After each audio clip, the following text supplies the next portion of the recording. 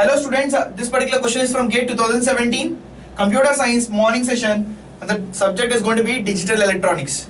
So this particular question is from the concept of counters. Here we have two flip-flops, one is a T flip-flop, the other is a D flip-flop. Now the question given is that, consider initially Q0 and Q1 values are set to 1. So initially you are going to set the value of Q0 to 1 and the value of Q1 is going to be 1. Okay, which of the following is going to be true? Now the group of Q0, Q1, after third pass is going to be 0, 1 and after fourth pass is going to be 1, 1.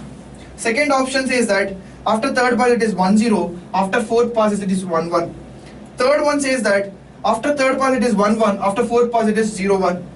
Last one says that after third pass it is 0, 1, after fourth pass it is 1, 0. So to solve this particular problem, you should have an understanding of how T flip-flop works and how D flip-flop works, which is very simple. If you have a T flip-flops, the next state that is going to have, if the value of T flip-flop, if the input is equal to 0, then the output is going to be the same memory. Whatever was there in this particular flip-flop, the same is going to be there. So if you have input as 0, so the next state is going to be the previous state.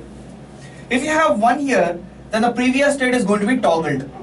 This is how the T flip-flop works. In the case of D flip-flop, if the D value, that your input that you are giving is 0, the output is also going to be 0. If you are giving 1, the output is also going to be 1. So this is how T flip-flop and D flip-flop are going to work. Okay, in the case of T flip-flop, if 0 gives, the output is nothing but the previous memory state. If 1, that's a memory state is going to be toggled. If you have a 0 there, it becomes 1. If there is a 1 there, it becomes 0. In the case of a D flip-flop, if there is a 0 that is input, the output is nothing but 0. If you have 1, then the output is also going to be 1. That is the reason why we call it as a delay flip-flop or a data flip-flop. Now, once you have this particular basic knowledge, it is very simple to solve this particular problem. Now, what is the approach? Initial state, we are going to have the values of Q0 and Q1 are equal to 1 and 1. Initial state is 1 and 1. So if you observe, there is a feedback from Q1 to the value of T. So what is going here? If you have 1 and 1 here, it means that 1 is going to have an input to the T flip-flop. To the T flip-flop, the input is going to be 1, and to the D flip-flop, the input is nothing but Q0, and Q0 is nothing but 1. Here the 1, it goes here. So now the first pass that we are going to have, now if you observe, the first pass that we are going to have is nothing but 1 is already there in the memory and you are giving 1 as the input to the T flip-flop. So what is going to happen when 1 comes to the T flip-flop, then the memory is going to be toggled. Now this 1 becomes now 0. 1 becomes 0. Now because 1 is given as an input to the D flip-flop, now the same is going to be the output. Okay, 1 becomes the output. So next state is going to be 0, 1. Next state is going to be 0, 1. So in the place of now 1, 1, now we are going to take 0, 1. Now 1 is given as a feedback to the T flip-flop and 0 is taken as the input to the D flip-flop. So you're going to have input to the T flip-flop as 1, the input to the T flip-flop as equal to 1. Now if you are looking for the second pass,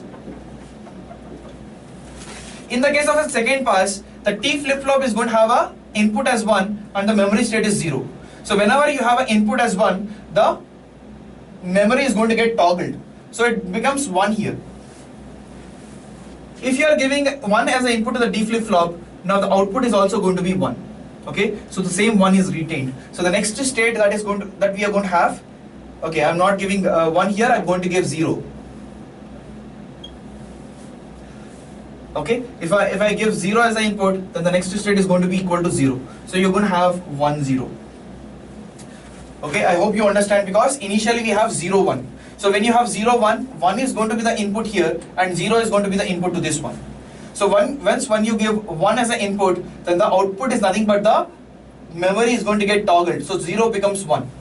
Now you have a 0 as an input and the already memory state is 1. Now whenever a delay flip-flop is given 0 as an input, the next state is also going to be 0. So now it is going to become 1, 0. So after second pass it is going to be 1, 0. So let us have 1, 0 values. It is 1 here, here it is 0. Now in this case, 0 goes as an input to the T flip-flop and 1 goes as an input to the D flip-flop. Now we are talking about third pass.